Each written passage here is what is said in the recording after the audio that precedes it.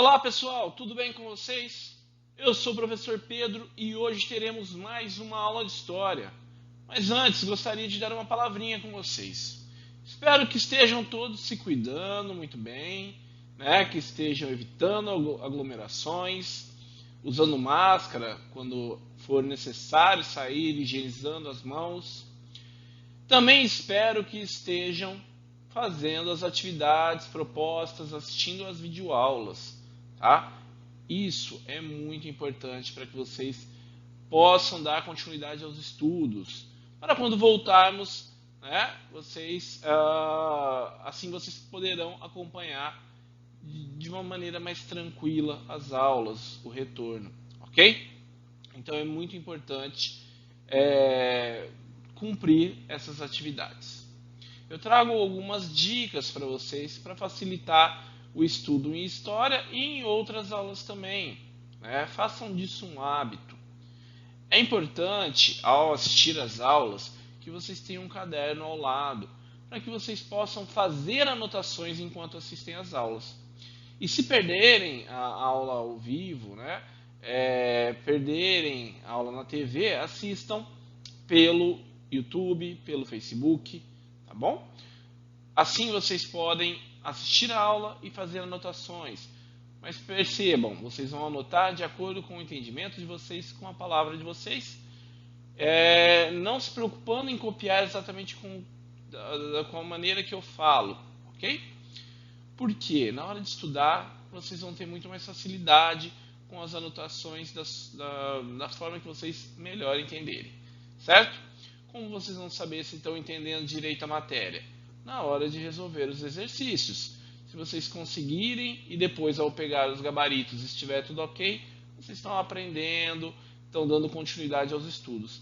Caso aparecer dúvidas, não conseguirem, né, vocês vão entrar em contato com os tutores e eles vão ajudar vocês, ok? Eles vão buscar as soluções. O importante é que vocês participem, ok? Que assim o retorno das aulas vai ser muito mais fácil. Tá joia? Esperamos que esse retorno seja em breve. Né? Estamos com saudade da sala de aula, mas temos que ser prudentes nesse momento. Tá certo? Recado dado, vamos para a aula de hoje. Na última aula, nós compreendemos como as ideias iluministas se espalharam, tá? E estão presentes hoje no nosso dia a dia. Na aula de hoje, iremos ver as ideias iluministas além da Europa e como elas influenciaram a independência dos Estados Unidos. Vamos lá? Para acompanhar a aula de hoje, abram a apostila 2 na página 111. Bom, pessoal, os ideais iluministas surgiram na Europa, mas não permaneceram apenas em seu local de origem. Por meio da enciclopédia que nós já vimos, né, de livros e panfletos, e também das idas e vindas entre o continente europeu e as colônias, foram espalhadas, difundidas as ideias por todo o continente até chegar à América. Né? Essas ideias não assumiram as mesmas características em todos os lugares. Né? Esses ideais foram adaptados à realidade específica de cada local e aos interesses de cada grupo. Nessas adaptações, nem sempre houve coerência, né, entre o discurso e a prática. Acompanhem comigo aí na página 111. As burguesias europeias, pessoal, desejavam ampliar seus negócios. Assim, a burguesia europeia pregava a liberdade econômica, política e social na Europa. Por outro lado, como representantes dos interesses econômicos das metrópoles, essas burguesias temiam que os ideais iluministas chegassem às colônias da América e influenciassem as populações também a buscarem pela liberdade. Né? Então, eles queriam liberdade para eles, uma liberdade econômica, mas não queriam que as colônias deles tivessem essa liberdade. Né? Lembra que eu falei para vocês que cada grupo vai se apropriar das ideias do iluminismo de acordo com os seus interesses? Né? Nessa imagem, por exemplo, na primeira imagem aqui, temos a Guerra de Independência dos Estados Unidos. De um lado, temos a Inglaterra, que defendia a liberdade comercial contra colonos norte-americanos, que defendiam menos impostos, menos taxações e maior liberdade comercial em relação à metrópole. As elites coloniais norte-americanas, por sua vez, desejavam a liberdade econômica e política em relação às suas metrópoles. Desejavam comerciar livremente os bens que produziam e comprar livremente os manufaturados que consumiam. Né? Então temos conflitos de ideias aqui. Né? Ambos estão usando o iluminismo, mas cada um para os seus interesses. Esses, na colônia, desejavam ter autonomia política, ou seja, governar a si próprios e determinar os impostos a serem pagos. Ok? No entanto, esses ideais visavam apenas a elite e não se estendiam aos escravizados, certo?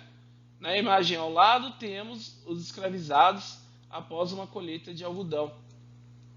Então, esses mesmos colonos, que queriam uma liberdade em relação à metrópole, ok? Não queriam dar a liberdade para a população escravizada. Né? Então, entendam que eles queriam liberdades políticas, econômicas, mas até a página 2, certo? Porque a partir do momento que isso também afetava eles brecavam. Né?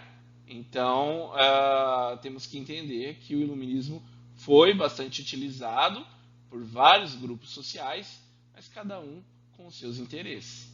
Ok? Bom, o iluminismo inspira a independência dos Estados Unidos. Pessoal, quando os ingleses chegaram à América no século XVI, eles estabeleceram nos primeiros tempos um modelo de colonização menos controlador em relação aos que foram montados pela Espanha e por Portugal em suas colônias. Né? Como não considerava aquela região atraente do ponto de vista econômico, o governo inglês permitiu que companhias de comércio, grupos e até indivíduos que tivessem interesse explorassem essas novas terras. Pessoal, por que eles não tinham tanto interesse? A gente está falando aqui de uma faixa que tem um clima muito parecido com o europeu. Então, ali não iriam produzir algo que fosse muito diferente, que seria muito atrativo. E eles não encontraram ouro a princípio. Então, tiveram menos, digamos que, interesse a princípio. Os ingleses deixaram mais soltos os colonos, certo?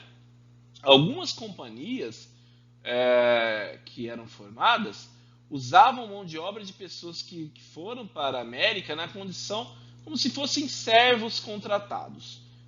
Esses servos trabalhariam durante 7 anos para pagar a passagem e as demais despesas. Depois seriam trabalhadores livres. Ok?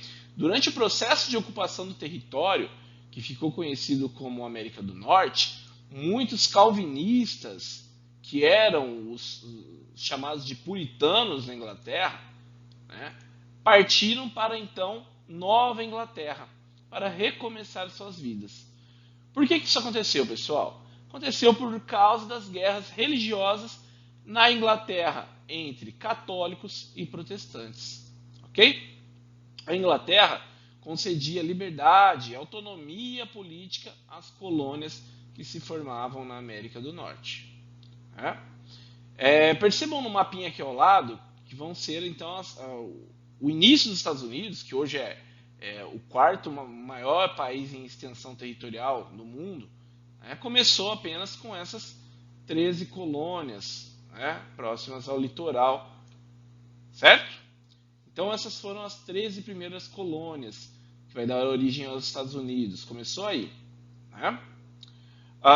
No norte dessas 13 colônias, que é aqui em amarelo no mapinha, nós temos uma região de clima temperado, como o clima da Europa, certo? Então é o mesmo clima de boa parte do território europeu.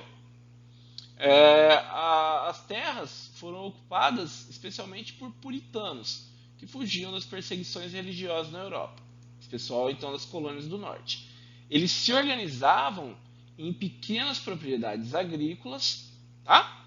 E em vilarejo próximos a essas propriedades agrícolas, empregando mão de obra livre e assalariada, ok? No norte, então, vamos ter uma mão de obra livre e assalariada, certo?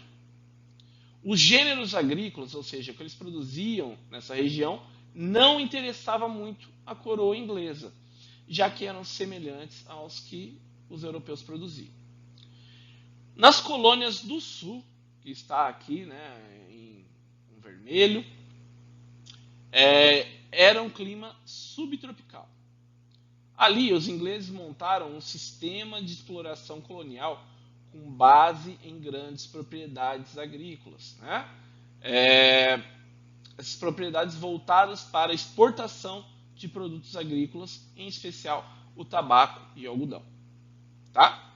Esse sistema de exploração econômica era denominado plantation, o mesmo que foi utilizado aqui pelos portugueses, né, no território brasileiro. Eles estavam, então, os que estavam nesse território estavam submetidos a um pacto colonial, que então deviam fidelidade à coroa inglesa e utilizavam como mão de obra, né, os africanos escravizados, ok? Então a mão de obra no norte e no sul eram diferentes, ok? Abram na página 113, pessoal. O desinteresse da metrópole em relação aos produtos das colônias do norte ampliou então as possibilidades de comércio regional, certo? Embora as relações comerciais com outros lugares fossem proibidas pela coroa inglesa, os colonizadores trocavam nas Antilhas Francesas produtos alimentícios por melaço, que era transformado em rum e trocado na África por mão de obra escravizada. Né? Os escravizados eram revendidos nas Antilhas Francesas e nas colônias do sul, compondo um chamado comércio triangular, como vocês podem ver no mapinha ao lado. Né? Então, as colônias do norte mandavam pescados e cereais para as Antilhas Francesas, que trocavam então por, né, eles acabavam adquirindo melaço, no qual eles produziam um rum, certo? O rum era mandado para a África, que era trocado por escravos, que eram africanos escravizados, que eram vendidos aqui para as Antilhas Francesas. Então percebam que é um comércio triangular, ok? Que é formado aqui nessa região, certo? Esse comércio favoreceu o desenvolvimento econômico da região norte, certo? Sem o controle excessivo da metrópole, também foi possível aos colonos do norte uma maior participação política nas decisões relativas àqueles territórios, da colônia. Tá? Isso favoreceu o desenvolvimento da autonomia das suas elites, uma maior liberdade.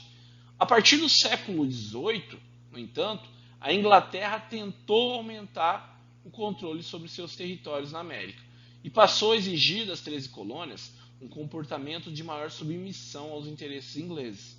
Só que eles estavam já acostumados com uma liberdade. Né? Para isso, os ingleses criaram estratégias de controle do comércio na colônia por meio de leis e impostos. Mas, como eles já estavam acostumados com uma maior liberdade, isso não vai cair muito bem ali. Ok? Bom, pessoal, chegamos ao fim de mais uma aula.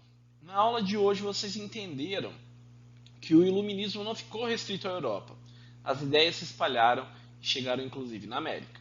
Vocês aprenderam sobre como os ideais iluministas foram determinantes no processo de independência dos Estados Unidos. Nós estamos vendo agora os maiores detalhes sobre isso. Entendemos então que houve uma mudança de comportamento em relação às cobranças feitas pela metrópole às colônias, as 13 colônias da América do Norte. Ok? A gente vai ver um pouquinho então como vai ser esse processo de independência na nossa próxima aula. Ok? ok? Bom, espero que tenham gostado. Acima está meu contato caso tenham dúvidas. Bons estudos, muito obrigado e até a próxima aula. Reforçando, façam as atividades, ok? Nos vemos na semana que vem. Um abraço.